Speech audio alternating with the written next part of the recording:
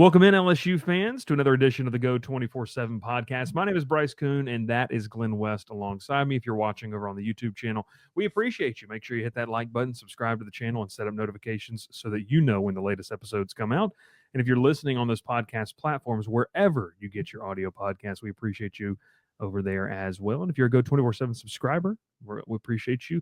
And if you're not, we still like you, but you can get a great 60% off deal right now and take advantage of it and come join the site for all the latest recruiting intel, baseball staying late into the night this weekend. Glenn, you and I were just joking, not to get too much into baseball, but it's going to be so nice to have a 1 o'clock start and a 5 o'clock start for the Super Regionals as they get ready to host West Virginia. I know you're glad about it. Yeah, you're not kidding. We got to catch up on some sleep this week, while also reaching out and trying to figure out. LSU also starts their football summer camps this week too, so there'll be lots of prospects on the horizon here that aren't official visitors that will be camping, and always there's a couple of little prospects, little nuggets there that LSU always seems to kind of stumble upon during these camp sessions. So be very curious to see who maybe that might be this go around. Yeah, I always like to say these summer camps, they're really kind of for last evaluations for 2026 guys. A guy that comes to mind, my first camp down here was Michael Turner. That was a guy that they got in and, offered on the spot. And obviously we know what happened after that. And then, it's also an opportunity for these 2027 guys that they like, or 28 or something like that. It's really a chance to get those guys. You like the film, you've been to their school. Now we're going to get you down here and see how you compete right here in front of the coaches. So it's a great time. And we got an all-day camp on Thursday. Going to be a lot of fun. And I believe 7-on-7 on Saturday. Then you roll into O-line, D-line there as well. And we'll have the whole crew out there covering it. So without further ado, let's talk though a little bit about this recruiting weekend, Glenn, where, man, it was one of those things. You and I were talking, sitting next to each other in the press box over at baseball. It just felt like a big weekend, kind of seeing some of the pictures that, came out about where the guys were eating dinner right there on the banks of the Mississippi River, and just, official visit seasons where you go out, you roll out the red carpet, you wine and dine the recruits. But man, when you look at the list of visitors that they had, we talked about this last week. When you look at, the prominent names on that list, I think coming out of it, and we can kind of start here, it feels like it was a pretty solid weekend. Look, the idea of a commitment in the first official visit weekend is a little too much to expect. You want to get solid footing. You want to establish kind of the standard for what OV should be for the rest of these guys. But man, LSU left and feeling good about a good number of prospects. Yeah, no, I think so. And I think priority number one is when you're bringing in guys, at the beginning of an official visit season, you don't want to just make a great impression. Like that's easy to do with the way that you kind of, like you said, go all out for these guys. And, these all these players, I'm sure, come out of those visits and they think they had a great time or they've had a great time. What you really want to do is make a lasting impression, though. You want to be really kind of on that next level of just like, okay, we've got this guy in here. We've made the pitch. We feel like he's got a lot of his family with him and they're enjoying themselves. But then you're also thinking, okay, well, what's the next level to this? And I think the next level is just being honest about where your program is in terms of how early those players can come in and compete for playing time. That's certainly a part of all this. Obviously, the NIL portion is always going to be a big part of this as well in these days. But and then just the relationship portion of it too, and making sure that these guys are feeling like priorities. And to me, I think kind of the one guy that stood out just from talking to people around the program and having just a lot of different viewpoints on this thing. I think LSU made some really great progress with Bentley, the quarterback out of Salina in Texas. He spent a good couple days there with various members of the coaching staff and even some players. Like they had a lot of these offensive players around him. Garrett Nussmeier was around him for a lot of one-on-one opportunities, and he brought his mom, his dad, his three brothers, his three siblings, and then also his girlfriend was with him too. So like they really showed up and showed out for this and wanted to be wowed. And I think just judging on everything that I've heard, I think LSU did a really good job there with Bentley. And look, I think he's somebody, like there's this stigma out there that maybe LSU could be really just wanting to play for 2027. Like Yeah. everybody's been talking about the 2027 class and all the quarterbacks that LSU has in kind of their range and on their board and on their minds. And I just don't feel that way at all, especially after coming out of this weekend. LSU has made Bentley a priority. They think he can come in and be a leader of this program in the future and be a starting quarterback at a place that's really over the last half dozen years pumped out some really elite quarterback play. And you could go back to 10 years ago, and LSU's battling Oklahoma here with this one. You could look back 10 years ago and say, well, there's really no competition, whether it's Oklahoma or LSU, about where the best place to go as a quarterback is. I mean, Lincoln Riley was in the middle of his heyday there with the Sooners, and he was pumping out Baker Mayfield. He had Kyler Murray. He had all these different guys, but a decade's a long time. And a lot of these guys now that are coming up the high school ranks have watched Joe Burrow. They've watched Jaden Daniels. They're watching Garrett Nussmeier develop in their program here at LSU. And I just think that they have a lot of selling points as to from a football perspective, why LSU is the best case. And I think Bentley certainly has a lot on his mind after coming out of this visit. So he's definitely the one guy that I think if you're LSU, if you walk out of here and you fast forward to December and he's a part of this class, it was a great weekend. Yeah. Another thing with Bentley, and you and I kind of talked about this, and it's to your point of making sure that it's understood that 2026 is still very much part of the vision of what they want in this class for in terms of the quarterback recruitment, that it's important to them, is that the pitch is really for Bentley, come in and compete right away. Like, could you learn? Yeah, there's going to be always a learning opportunity, but it doesn't feel like it's going to be a move where, and I'll just use this as an example. When Colin Hurley, and I know he reclassified, when Colin Hurley came in, there was really no opportunity for him to get real playing time in that first year, right? Like Jaden Daniels is your quarterback, Garrett Nussmeier is there. This is a chance where Bo Bentley could, let's say he commits to LSU, he gets into December, gets obviously early enrolls, and then he's battling, Michael Van Buren, Colin Hurley, and some of these other guys, if they go out at elsewhere, but he's battling for legit QB1 reps. And I think that's a pitch here for Bentley that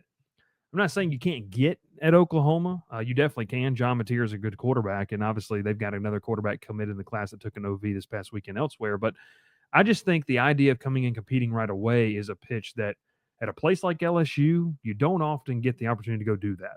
And that's pretty unique. And I don't think it's a knock on necessarily what has happened, on anything bad about LSU. It's more of, hey, they've had such good production, and now you've got a real true quarterback battle rolling into 2026. So, Glenn, obviously Bo Bentley is a big piece of the puzzle. Quarterback's important. And we talked about coming into the week where when you have a quarterback on campus, you're going to have some big targets around them, and not just in physically imposing, and LSU had that this past weekend, but just guys that are maybe important high on your board in terms of the receiver, the tight end position as well, and offensive line too. LSU definitely had that, and I think it brings up the point here. We can stay offense, we can go defense with this, but coming into the week, there were several players that it felt like LSU maybe needed to make up some ground on. Maybe they needed to just get that impression and make that lasting impression like you were talking about. So who are maybe 2-3 guys for you that you just felt like LSU made some really, really good moves on and left the weekend, feeling like, hey, we did everything we could, and maybe it will be enough to make that lasting impression? Yeah, I think the offensive lineman Zayden Krempin is a guy that comes to mind for me. He's somebody that I think is down to 4, and you had a chance to talk to him, so I'll be interested to hear your thoughts on him. But he's somebody that I think LSU's been in a good spot with for a little while, and just getting that official visit in. I know it's the first of a couple for him. I think he's somebody that you're hoping can maybe be a part of this O-line class. It's already got a couple really solid in-state guys. I think you've seen them really kind of gravitate now towards the out-of-state guys, whether it's Krempin or Darius Gray, who's coming in a couple weeks, Emmanuel Ihanacho, who was in this past weekend as well. Still not totally convinced that LSU's in the best spot there with Ihanacho. I think certainly they improved their positioning. I mean, how could you not off of a successful official visit? But Oregon is one that still looms pretty heavy there, I think, coming out. So, they're They're making some moves on the O line. I think another one for me would probably be the wide receiver Calvin Russell. I think they made some good moves with him. Guy that honestly, up until early last week, we had no inkling that he was going to be a part of this official visit weekend. He really wasn't on the list. So Yeah. he's somebody that I think when you look at kind of this wide receiver room and just the guys they already have, it's going to be tough to get another 5-star on board with what you got with Tristan Keys and Jabari Mack and Kenny Darby, who was out on Alabama's campus this last weekend. Just I think it's going to be a tough pull, but LSU's looking to add another big splash at wide receiver. Like I feel very comfortable in saying that. I think they're going to try to go after another big name to add to this group if the right fit comes along. And I don't see them getting above that 3-4 range in this class, so that really allows them to be pretty aggressive with the next guy that they really wanted to go after and add to be a part of this class. So I think those are kind of a couple names that stand out to me on the offensive side of the ball, at least. Yeah, going back to where you said about Zane Crimpin, it'll be interesting to see whenever he makes his decision public, kind of how that goes, because I think it could end up being one of the worst kept secrets in terms of that. Like, I think that's how confident LSU staff feels about it. I think it's how confident a lot of us who talk to him feel about it. Um, this is really just seems like a guy, and like I talked about, Joe Sloan has visited him in-house over the past month and a half. Brad Davis has visited him in-house over the past month and a half. He knocks out the first official visit at LSU. They knocked it out of the park per him and just what they showed him. And obviously got to spend a lot of time with the Bordelons there as well as kind of the spokesperson, I guess, or the spokespeople, I guess is the right word terminology, for that official visit weekend. But a couple of the guys there, DJ Chester involved with that, Paul Mabinga, kind of the hosting party on that offensive line group that did a lot of work with a lot of those guys. No, I think that the offensive line group in general, adding Drew Evers with that as well, like Brad Davis is just really good at his job in terms of recruiting. Now, we'll see, and he's going to, maybe take the next leap if he can really develop, guys beyond what they had last year. But he does a good job of recruiting. I think for me, and I've been beating on this drum for about 10 days, was the defensive end edge room. Glenn, I have gone on record with you on the podcast, with multiple people in the media, and then obviously on our message board that I think when we look back at it, one of the most impactful hires, and I think we kind of saw it in his first year, was Kevin Peoples. I think that just what he was able to do on the field. And, Braden Swinson and Savion Jones talked last year a lot about the fact that, it wasn't just the coach, it's the man. And that really mattered to them. And so if you've got veteran guys that really noticed that in just one season, think about when you get in these official visits. And so you have two of the more high profile, defensive line edge targets in the country there, Jamarian Carlton, and then obviously Trenton Henderson. And by all accounts, in talking with people, talking with them, like this has been it was a really, really good visit weekend. And one of the calling cards, and I said this on last week's podcast, was you were going to have an opportunity if you're LSU to show, hey, we're going to turn a bunch of guys that are here, kind of as the old NBA model, I guess, the 1-year rentals. We're turning those guys and boosting their draft stock while also developing a guy like Gabriel Relaford and some of the guys behind him. But you can come in next year, and if you show us what we need to see, maybe we don't need to go in the portal for 3 or 4 veterans in the room. You can utilize you from day one. And so that was a big selling point this weekend. And I think too, and you and I talked about this, especially with a guy like Carlton, being from Texas, LSU fans are always going to shudder, right? When they see the Texas, state, and they know, the Longhorns are involved, the Aggies are involved, there's going to be a little bit of hesitancy. And I get that. One of the first recruiting battles I covered on this beat was the Colin Simmons battle. And I just made a lot of LSU fans shudder thinking about that one. But in all being transparent with it, we talked about this. LSU has now the NIL war chest to be able to compete. And so they're kind of on the same playing field. I wouldn't say totally with A&M in Texas. That's a different stratosphere. But they're competitive. And so when you get into these rooms, the difference maker is a guy like Kevin Peoples. And both guys have talked glowingly, about that. I know Carlton talked to us specifically, and, just from some of our national guys, seeing obviously what Henderson has and hoping to talk with him here in the next 24 hours about, the visit in general. But it's about development and just no nonsense approach. And we kind of saw that early on in spring ball last year. That's kind of what Kevin Peoples is about. So that to me is just two guys that I think they really made some positive moves for. And they had some good traction. They leave the weekend, feeling good about it. And then, I think too. You know, I've mentioned this guy a couple times. And I've talked with him 3 or 4 times as well. Braden Fogel, the tight end, for me, Alex Atkins has been very specific about who he's offering and what he wants at that position ever since he got on campus. And it's kind of an interesting tactic because he hasn't been on campus, really long enough for the 2026 class to truly kind of get what LSU wants. Now, obviously, he was probably recruiting, several guys that he liked at Florida State, but new role, new place, getting those guys in. And, we'll talk here in a second about Israel Briggs, a guy they're going to get into campus this weekend. But I think just in terms of, what Fogel likes, Fogel spent a lot of time around Trades Green. I think that, with Fogel's skill set, not kind of being a hand in the dirt type of tight end, getting him around a guy like Trades Green and Green being able to say, hey, these are some of the things that they're telling me and they're going to showcase with me. Like for a guy like Braden Fogel, if that's what you want, if you want to split out and play some slaughter, some Y, some Z, stuff like that, literally having Trades Green in your ear in June and then saying, okay, if that happens in the fall, then I'm good. Like that to me is one of the best pitches. So those are just kind of 3 guys for me that I felt good about. And obviously, LSU hosted a bunch of other guys there as well. But, any other guys on the defensive side of the ball that you kind of felt like, maybe they liked? I mean, I know I talked and wrote the piece today on the safety from Orlando, Florida, there. And, Devin Sonny, Jackson. Yeah. Devin Jackson.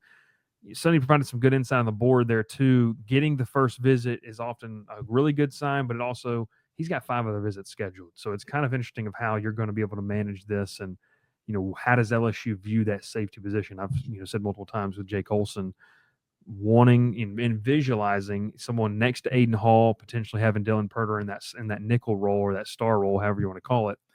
It's going to be interesting how they kind of wiggle that, and obviously you have to expect, regardless of his decision, they're still going to make a concerted effort. It feels like to go after Blaine Bradford. Probably malpractice if they didn't continue to kick the tires on that recruitment. So I don't know. That's maybe there's 4. I cheated. I went beyond 3. So what do you have, Glenn? Anybody Yeah, else no, on the list? I don't have many more to add on really either side of the ball. Like I think you come in here and you try to do your best with this weekend, or with this past weekend, because you've got so many guys on campus. Like this is at least right now, I think it's going to be the biggest number of official visitors they have of guys that aren't committed. Like the June 20th group will have a lot of the committed guys already, and you certainly want to reaffirm your stance with them and going into the summer and certainly their senior seasons. But this was a big one for just uncommitted guys who are really kind of keeping their options open. And we talked about this coming into last weekend. Like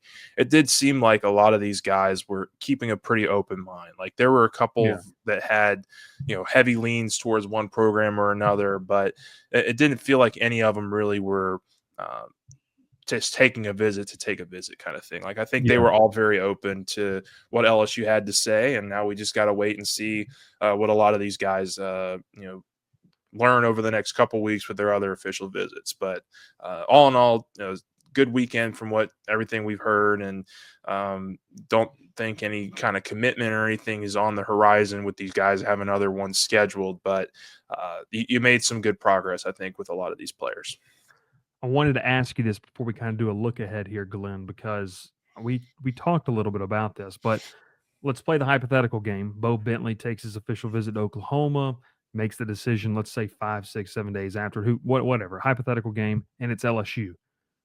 How pivotal would it be to get him back on campus and important in an unofficial capacity, however you want to call it now, for June 20th or the last week of June, to where when you get guys like Tristan Keys back on campus, who's being courted by the top programs in the country, you get Jabari Mack, like the guys that have been committed and, kind of say, hey, we want to meet our quarterback. That's going to be the guy.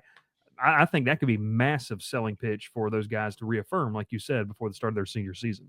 Yeah, well, I honestly don't think he has to be committed to squeeze in another official visit. Like, I mean, you go visit Oklahoma next week, and you still have 2 weeks to potentially come back to LSU and get another visit in if you really want to. Like, you don't have to be a committed player at that point. Like, you bring up the June 20th date, that would be an opportune time to come in and see what LSU has to work with a lot of these commits, and it just could be a further selling point for LSU if they were able to make that happen. But I wouldn't rule that off the table completely. I don't think he'd come back here to like camp or anything like that. But he's somebody that quarterback is obviously a linchpin of every class. Like it's just the one you gravitate towards, no matter who it is, where he's ranked. Like that's always going to be a staple or a centerpiece part of every class for a program. And LSU didn't get one last year, so I think that they're really swinging for the fences here with Bentley.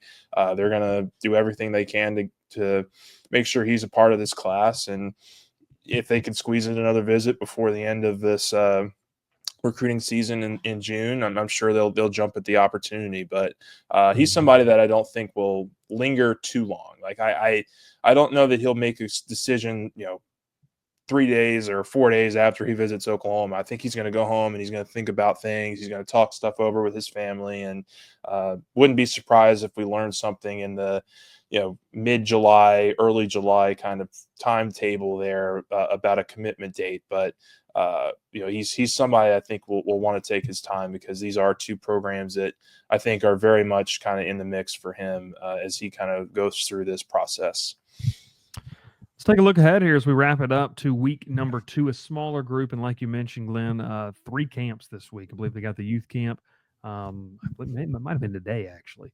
And we're recording this on Tuesday. Obviously, then they have the first elite camp where, those are kind of some personal invites sent out to some of the guys, as well as, guys can sign up there as well to Camden LSU. And then on Saturday as well. So all that being said, it's a busy week for the recruiting staff and the analyst and everything in between.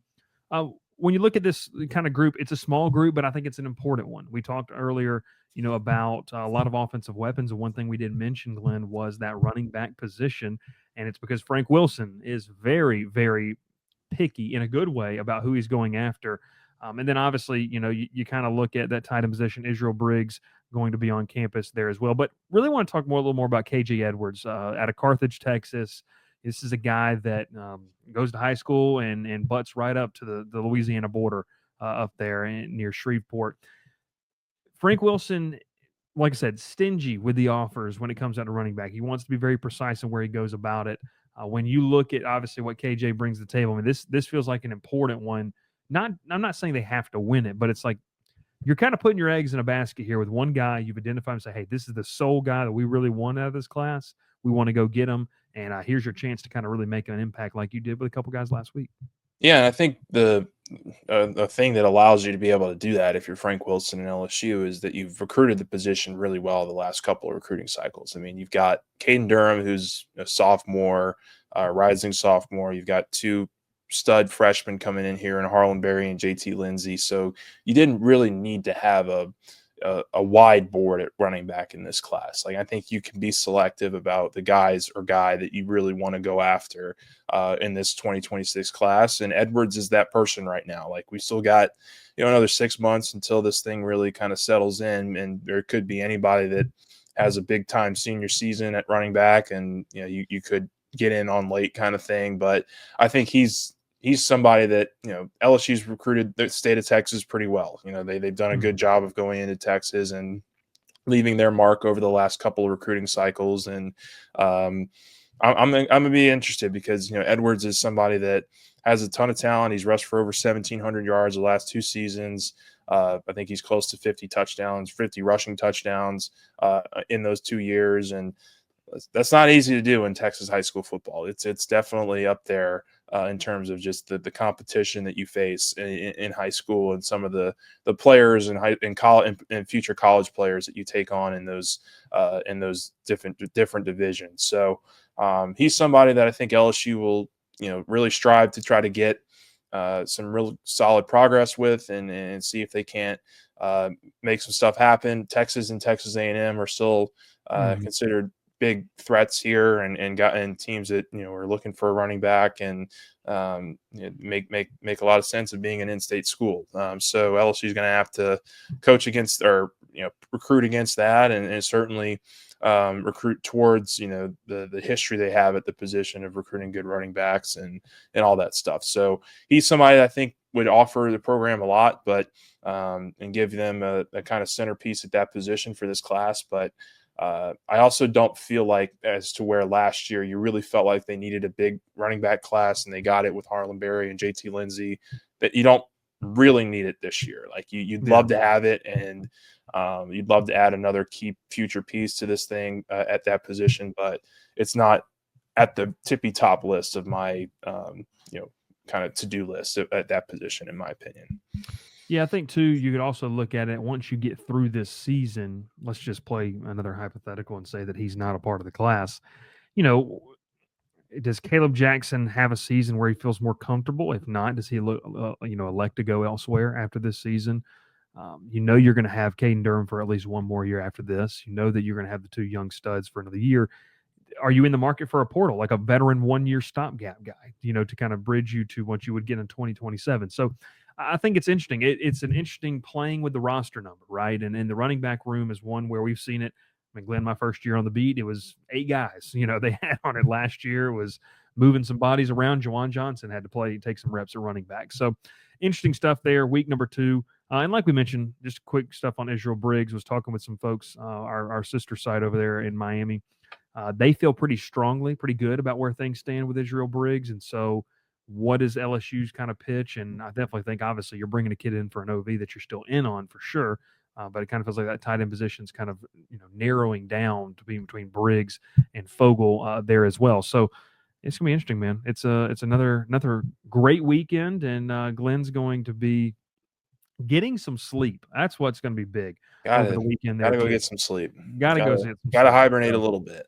We got to do it. And we're pumped about it. So make sure that you hang out with us, that you join us over on the Go 24/7 board. You can join it for 60% off today.